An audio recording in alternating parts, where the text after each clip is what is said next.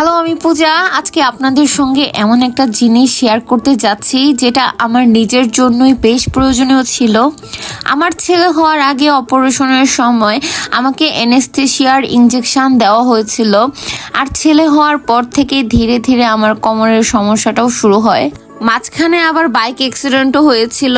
এখন এমন একটা অবস্থা হয়েছে যে কোথাও বেশিক্ষণ বসে থাকতে পারি না, আবার কোথাও বেশিক্ষণ দাঁড়িয়ে থাকতেও পারি না, কোমরে অস্বস্তি শুরু হয়ে যায়।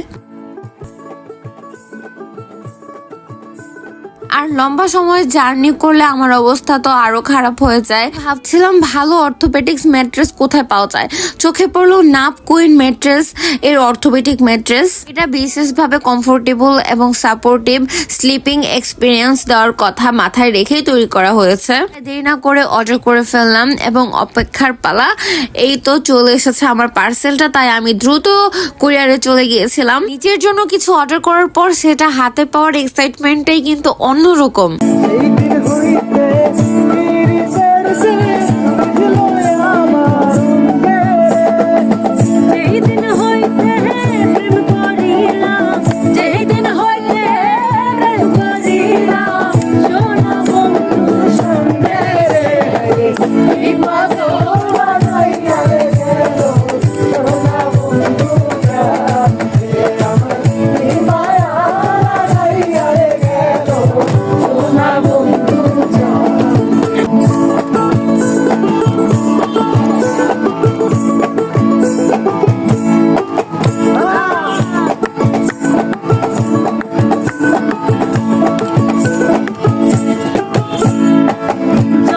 প্রথমে আমার চোখে পড়লো ম্যাট্রেসটার সুন্দর ফিনিশিং।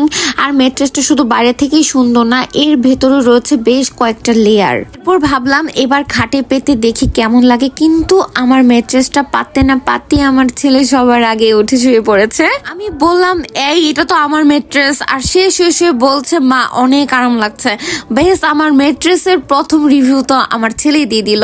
আর সত্যি বলতে প্রথম অনুভূতিটা আমার কাছে বেশ কমফোর্টেবল লেগেছে। আমার মতে যাদের অনেকক্ষণ দাঁড়িয়ে থাকা, বসে থাকা কিংবা জার্নি করার সময় কোমরে এবং শরীরের অস্বস্তি হয়, তাদের জন্য ঘুমানোর জায়গাটা কমফোর্টেবল হওয়া আমার কাছে খুবই গুরুত্বপূর্ণ মনে হয়। আর নাপ কুইনের এই অর্থোপেডিক ম্যাট্রেসের একটা বিষয় আমার বেশ ভালো লেগেছে, এর সঙ্গে রয়েছে 25 বছরের ওয়ারেন্টি। তবে একটা কথা অবশ্যই বলবো, এটা আমার ব্যক্তিগত অভিজ্ঞতা।